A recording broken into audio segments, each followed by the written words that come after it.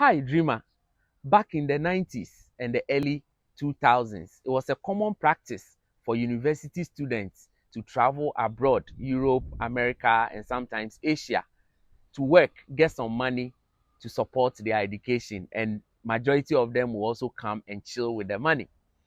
So as a university student, I also tried.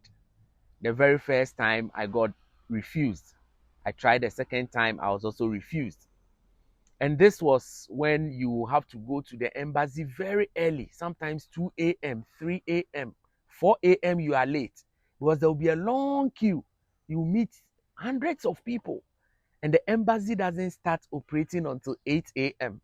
But you needed to go there early so you will be attended to. And the perception was that if you get there early, you will get a visa because we all thought it was a quota system. So if they have 20 visas to issue, you needed to get there early. Then you finally enter the hall, and it was an open space where everybody could see whatever was happening. So you'll be there and you hear things like, Daniel Appiah, counter one, please. Then you move to counter number one, you submit your documents to them. And there was a questionnaire that was circulating on campus. Anytime you are due for interview at the embassy, they will give you that questionnaire, that study it, because they might ask you, what are you going to do in the UK? You tell them, I want to visit Trafalgar Square, I want to go to Oxford Street, I want to go to Buckingham Palace, London, all those things. So you needed to study it. Sometimes you spend nights studying these questionnaires because you don't know which question they will ask you. Then finally, they will ask you, sometimes if you are lucky, you get those questions. If you are not, they ask you entirely different questions. Then they will ask you to wait for about an hour or two, and then they will come back and then give you your results. And you hear things again like, Kwejo Owusu Amanayampong, counter four, please. And then that person will also move there, and the interview will be going on. So everybody will be seated, and then we'll see what is happening. So when you are refused, everybody will see when they refuse you the visa. Look, it's I'm smiling or laughing now, but it's not a joke. When they refuse you a visa, your head will become very big. You are not conscious of your environment, because when they give you the passport, everybody will see that, hey, the guy has been refused though, and then you walk out of the hall. So after 2 hours, they'll call you, Daniel Appiah, counter one, please. Then you walk in there, and then they will hand you over your passport. And once that happens, it means you have been refused. But when you will get it, they will call you and tell you, come back in the afternoon or come back the following day for your passport. So anyone who gets their passport instantly means they've been refused.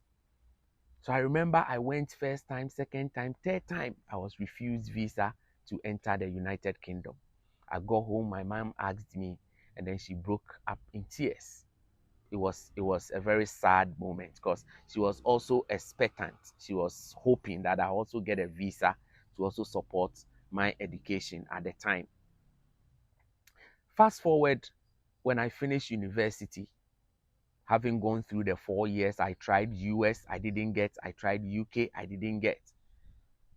Very frustrating moments because you see your friends around talking about Europe and US and things they witness.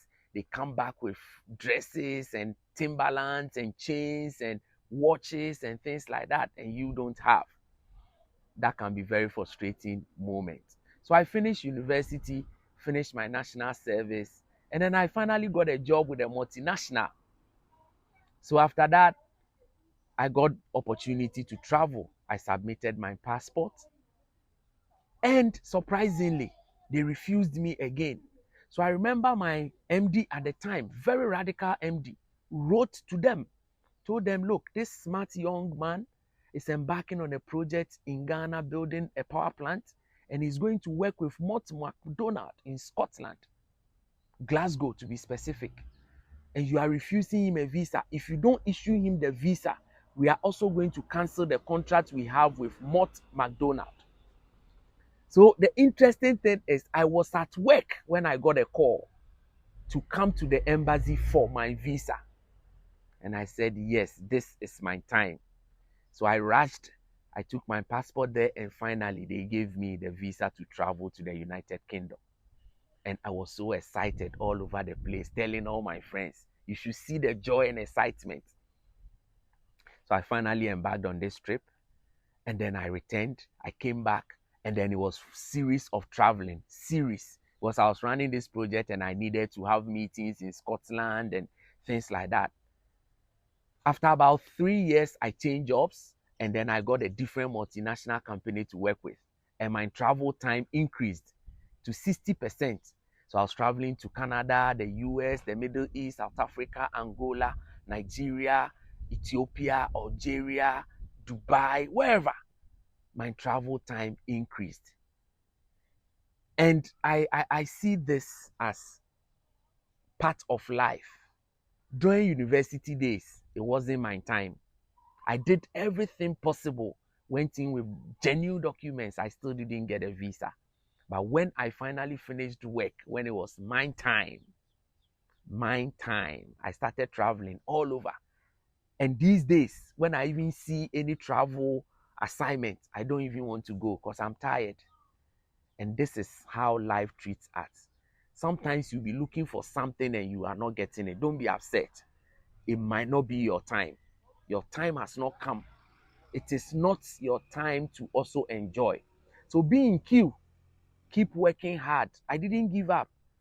I finished my university education. I got an opportunity to work, and finally this thing came to me. It came to me easily. Now I'm able to travel to all these places without stress. Practically, I even live abroad because almost every time I'm working or traveling, family visits, leisure, pleasure, tourist, everything. So if it is not your time, don't rush it. Be patient. Don't be in a rush. When it is your time, it will happen in style. No one can take that from you. It will happen in multiples. It will even get to the point where you would not even need it because you have it in excess. So I came to encourage you. Don't rush in life. You may be struggling. You may be going through hardship. It is because it's not your time. When it is your time, you will see it, you will witness it, and you will know that indeed it is my time, and things will just flow for you. So wait patiently for yours. No need to rush in life.